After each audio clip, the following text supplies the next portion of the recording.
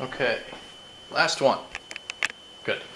So, I wrote out the rest of what my full answer would be, and I will, so what we were talking about at the end, you can't have 2.5 electrons. It is actually impossible to split this up evenly, this amount of charge up evenly between two objects. The reason being, again, -7 plus 2 is -5. You divide that by 2, you get 2.5 electrons. If we could split an electron, that would be great. That would be what we would do here. However, you can't split an electron. It doesn't work like that. It's impossible. So, it's impossible to evenly distribute this. What would most likely happen, and I have this written down, is that while A and B are touching, you would have one electron that gets shared between the two of them. Once you separate them, it's going to randomly go either to A or B. It'll create a charge imbalance. So the point of this is there's no possible way to do this, unfortunately, okay? If this was an even number of electrons that we were trying to split, then it would be fine. But since it's an odd number, ultimately we can't split the electron. It's too bad. Okay, so this would create a charge imbalance. So, student was right about one thing, wrong about another. Let's scroll down here. Now, let's get into some math. Charge B is located 0.03 from charge A and 0.09 meters from charge C. Determine the net force on charge B due to the other forces acting on it, assuming that each charge is held in place. So you've got charges that are being held in place. Maybe we had some glue or something, we glued them down. If that would even work, who knows. Here's what we're going to do. We're going to find these forces separately. The first force we're going to find, new marker by the way, we're going to find the electrostatic force between charge A and charge B. We know that the equation is K, Q1, Q2 over R squared. Plugging in, this is going to be 9 times 10 to the 9th Newton meters squared over, coulombs squared. Okay. I almost wrote kilograms squared for some reason there. The charges, okay? Charge A has an excess, has two elementary charges. So I'm going to do 2 times 1.6 times 10 to the -19th coulombs. And again, well, I'll get to that in a second. Charge B has a force of 7. I don't know what I'm talking about. It has 7 elementary charges on it. Now you might say, but what about the negative part? We're going to ignore the negative part when we're figuring out the magnitude of the force. It gets more confusing than is necessary. And how far away are these two charges? 0.03 meters squared. If we do the math here, you should end up with this force between A and B, this electrostatic force, being 3.584 times 10 to the -24 newtons. Now the only thing you have to decide is what direction this is in. A is positive, B is negative, okay?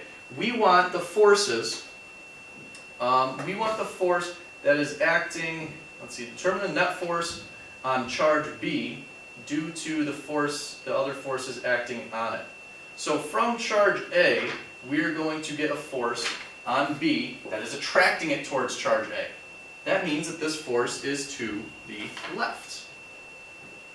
I have right written on my paper, so if I'm not saying something right, please just tell me in class, because right now I have no idea why I wrote right. I believe it should be left, because we have a positive charge here, we have a negative charge here,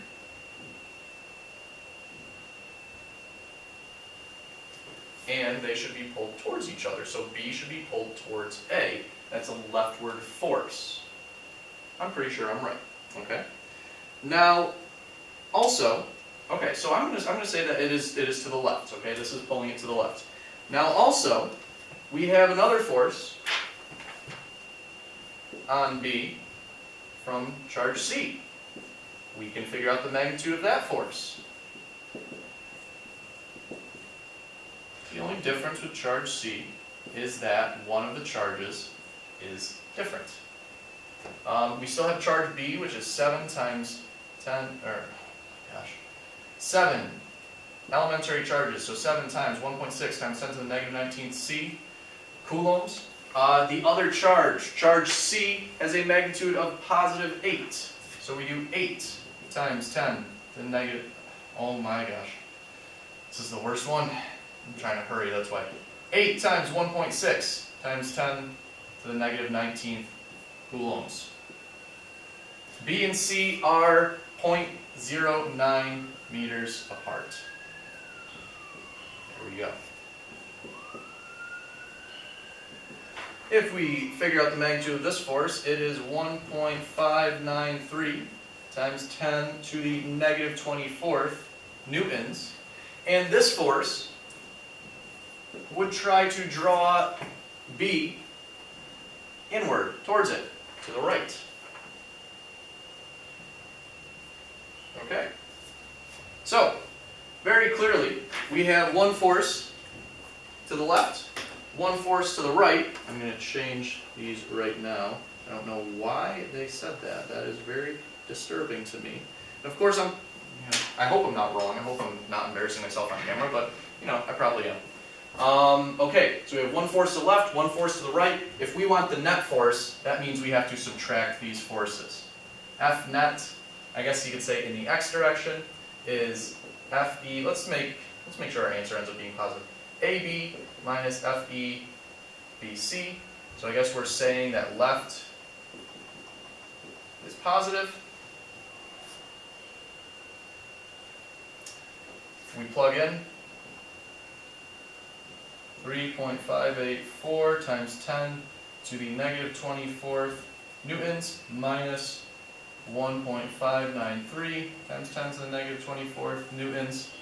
The net force in the x direction ends up being 1.99 times 10 to the negative 24th newtons. And this is directed towards the left. This object, this charge, experiences this net force to the left. Okay? Just a little practice with the electrostatic force. Now, I'm going to erase this.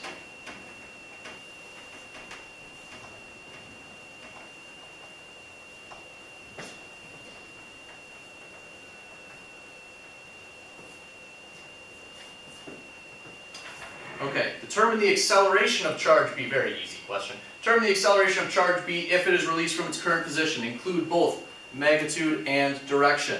So, charge B. We want the acceleration. Great. We know the net force. We know the mass. We are finding the acceleration. The net force is what we just found. 1.99 times 10 to the negative 24th newtons. Now be careful with the mass. Okay? How big of a charge is this? Let's say that it's, and I'm kind of fibbing right here. Let's just say it's a bundle of 7, what is these? Electrons. Let's say it's just a bundle of 7 electrons. It's got a charge of negative 7e. That's all it is. Just 7 random electrons sitting there. That would mean we would need the mass of 7 electrons. 7 times 9.11 times 10 to the negative 31st kilograms. We solve for our acceleration. Turns out that the acceleration, if you plug this in, do the math, that's a 2. 312,233 meters per second squared. And again, this acceleration is to the left. So it was a tiny force, but let's drive home the point that electrons are inconceivably small. That tiny force still causes an acceleration that is like 30,000 times the acceleration due to gravity. Very, very big acceleration. Okay? But that's a pretty simple problem. What is an interesting problem is the following. At the B's current location, there is a net force on it to the left. However, there should be a position because we have two forces pulling this, these electrons either left or right, and they're not the same magnitude, these two forces. But there should be some location between charge A and charge C where B would be in equilibrium, because as B gets farther away from charge A, that force decreases. As it gets closer to C, that force increases. Let's see if we can find out where that should be. Where would it experience no net force? So essentially what we want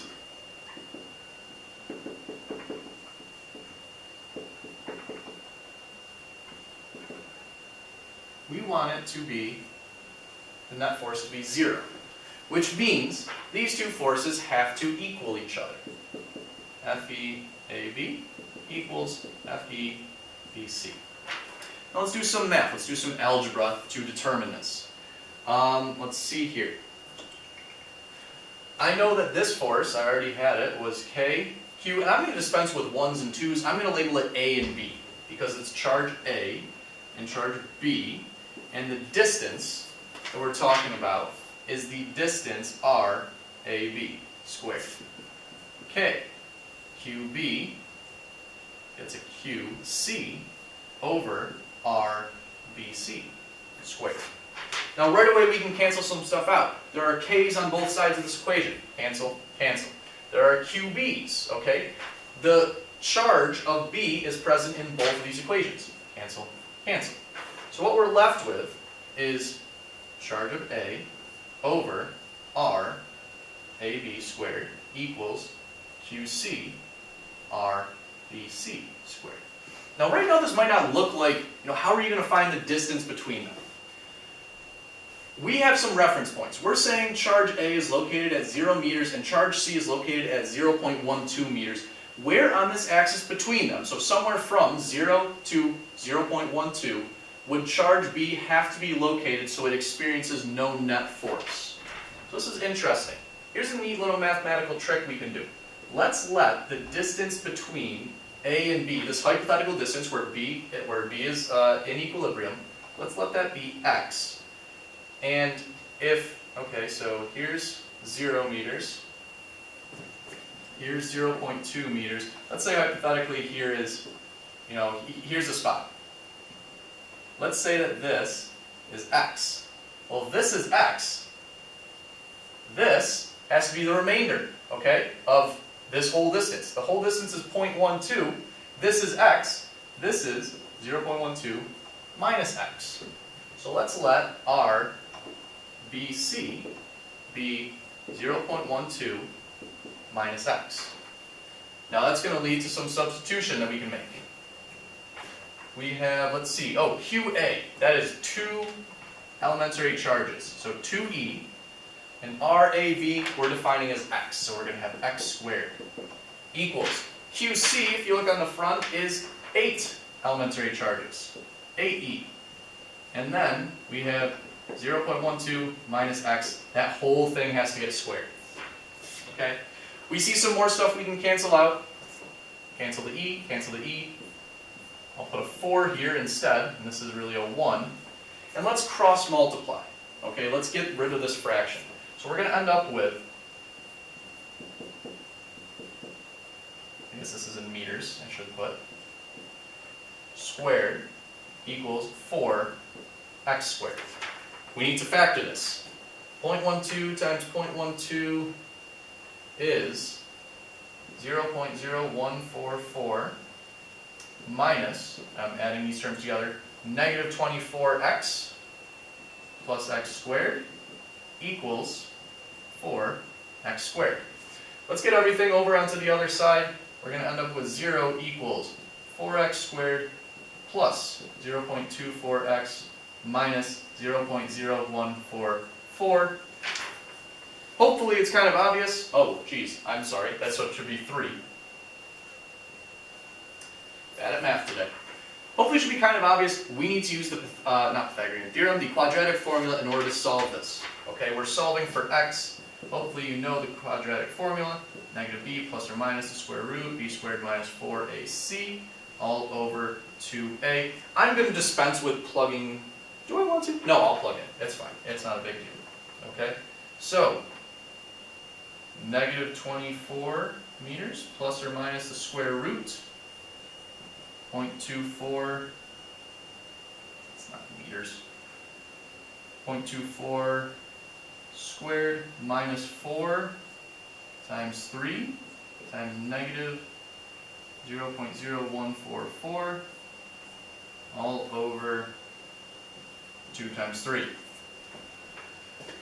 Quadratic formula is going to give you 2 answers. One of the answers will be positive, one of them will be negative. I actually didn't even write down the negative one, because the negative one doesn't make sense. We said where on the axis between them would B have to be located so it experiences no net force.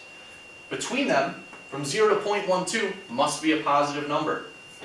The answer that it spits out is 0.04 meters, exactly. Okay, 0.04 meters. Okay, I'll just put in parentheses, this needs to be the positive answer.